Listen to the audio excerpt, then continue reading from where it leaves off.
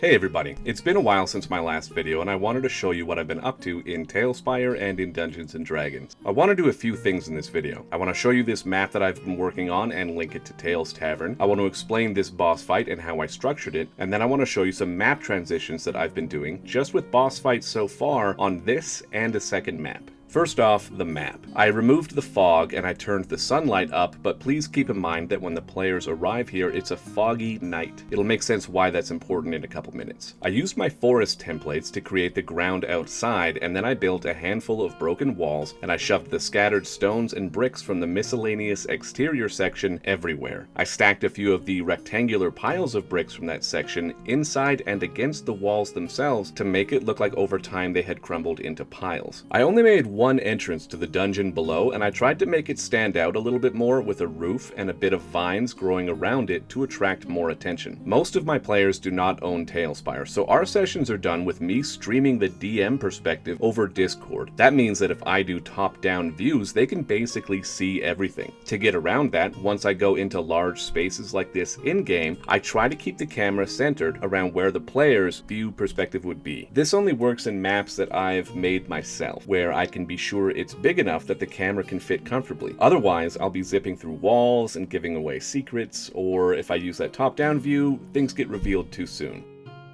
And when I crack this floor open, you're going to see that there's kind of a lot going on in there, so just let me provide a little bit of context in advance. The reason they came here is that they knew a dark wizard was using a combination of magic and alchemy to turn undead creatures from a place called the Deadwood into massive abominations. There's supposed to be a magic barrier around the Deadwood, stopping the undead from leaving, so nobody knew how he was getting them across. Alright, so the first thing the players see when they enter the dungeon is this portal. Looks like something out of Stranger Things. Like I said, it's dark up top, so I made this portal look like it was daylight on the other side. It's clearly the Deadwood when you look into it, and I lit it up with some of the new modern lights. I'm going to use these lights a lot more often, because almost all of the fantasy lighting in Talespire will flicker as most of them are flames, but the modern lights provide constant glows that can simulate natural light or light up darker rooms without that bright flickering. I also use some of the modern pipe parts to create these things, these incubation chambers. Honestly, I just kind of threw the machinery together here at the end of the build, and I don't even know what these other pieces are supposed to be doing. The flesh golems do look pretty cool when you stretch them up to a 2x2 unit size, and they look pretty neat floating in there.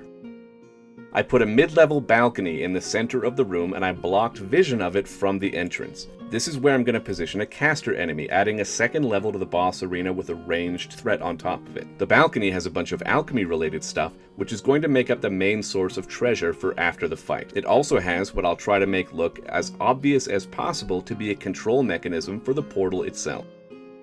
So, that's the map. I'm going to link it to Talespire, and I'm currently recording some stuff to show how I actually built some of these things, like the portal and the incubation chambers. There was just a lot to go over here, so I want to split it into two separate videos. For the boss fight, I did it in two stages. During stage 1, there are two medium strength threats and the portal. The big meaty guy, the flesh golem, who bursts out of one of the incubation chambers in the beginning of the fight, as well as the caster DPS up on that balcony. And the caster has a few legendary actions as well, and the two of them make up the immediate threat in the phase. But this portal, however, will constantly churn out additional undead enemies. None of them will be too difficult, but depending on how the fight's going, one or two additional enemies will join the fight every round, and this will not stop until the portal is disabled. With the caster teleporting around and the big guy beating on their front line, somebody from the party has to make it up to this control device to shut down the portal, or else they'll get overwhelmed. These chains need to be pulled, and each chain corresponds with a different crystal, or a pair of crystals that you can see on the portal there. This is a very simple puzzle, but it's a puzzle in the middle of the fight, so it's going to shake things up and add some stress alongside the constant influx of enemies. Now, when I ran this with the party in my campaign, the wizard put up a wall of fire in the tunnel, so it wasn't nearly as stressful for them as I'd hoped, but,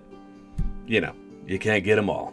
Phase 2 for this fight starts when either the caster is almost dead or the portal is closed. A final boss is going to come smashing through the ceiling of the ruins, causing a bunch of damage to anyone in his landing area and knocking everyone back. The boss that I'm going to use for this is a character that they have met before who is aligned with the bad guy that they're currently fighting. He's just a huge bully. This is where I want to show you what I meant by transitional boards. After narrating the crash and the explosion, I switch from this map to this map, and then I take their saving throws. It gets a big reaction from the players seeing the shift in the world, and it's the exact same board, but now the big new boss, Bully Man, has smashed in on them, causing this cave-in and destroying a bunch of the equipment. It does get a really cool reaction from the players, and it allows for some new options in gameplay with the additional added rubble on the floor as difficult terrain, or the possibility for a character to climb or fly out of the hole in the roof. I'm going to publish both of these boards on Tales Tavern and put a link in the description.